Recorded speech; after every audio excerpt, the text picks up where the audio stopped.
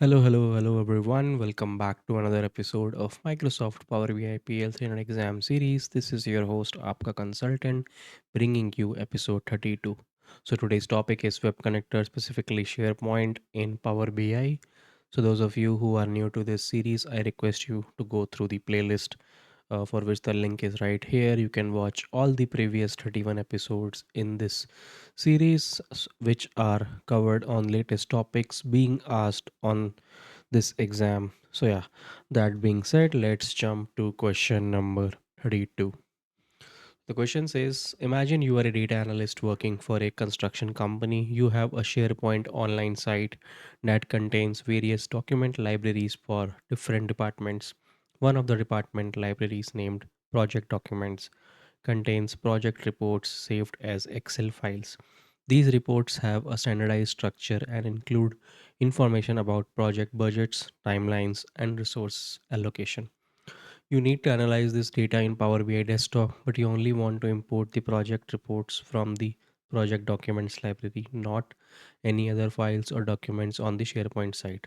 Question: how should you import the data from these specific Excel files into Power BI desktop for analysis? Your options are: option A, get data from a SharePoint folder, enter the site URL, and then select combine and load. Option B, get data from SharePoint list, enter the site URL, and then select combine and load. Option C, get data from SharePoint folder and enter the site URL, select transform data, then filter by the folder path to the project documents library.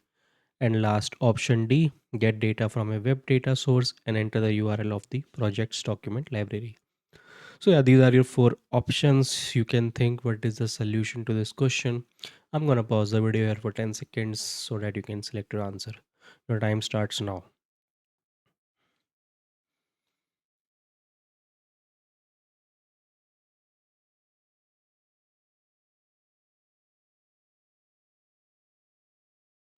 So yeah, time is up. Let's see what is the solution. So basically it's option C. Get data from SharePoint folder, enter the site URL, select transform data and filter by folder path to the project's document library.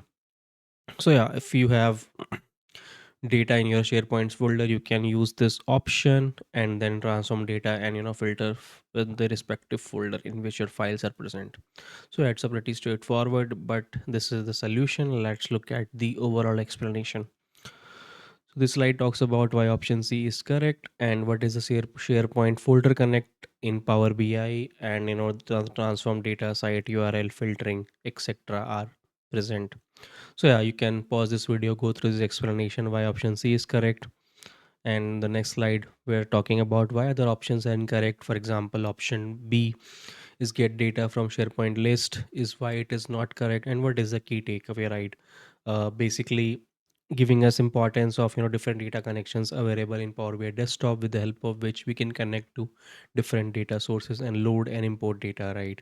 So yeah, that covers the explanation part. Let's look at the resources. Yes, as again I've been saying, this course I've been doing from Udemy called PL300 Certification Preparation, Microsoft Power BI Data Analyst. So yeah, you can also complete this course so that it will improve your understanding on core topics and also will be helpful in the exam. So yeah, that covers today's topic. I hope you like the content and look forward to see you on the next video. Thank you for watching.